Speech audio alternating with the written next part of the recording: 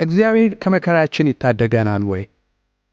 አዎ፣ እግዚአብሔር ከመከራችን ይታደጋል። መጽሐፍ ቅዱስ ሲናገር በመከራ ቀን መሸሸጊያ ነው ይላል። ነገር ግን አንዳንዴ ደግሞ መከራዎቻችን ራሳቸው ከጥፋትና ከሞት መሸሸጊያዎቻችን ሊሆኑ ይችላሉ።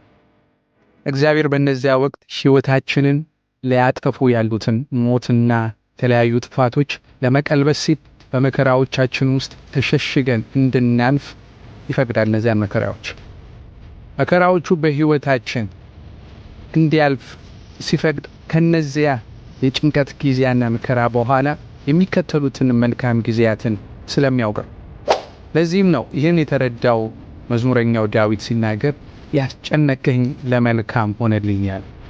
ምናልባት አሁን በምናልፍበት መከራ ውስጥ ባንሸሸግ ኖሮ ወይንም ትኩረታችንን በያዘው ጭንቀት ውስጥ ባናልፍ ኖሮ በከፋ ሞትና ጥፋት ውስጥ ተገኝተን ስማችን በተረሳ ነበር።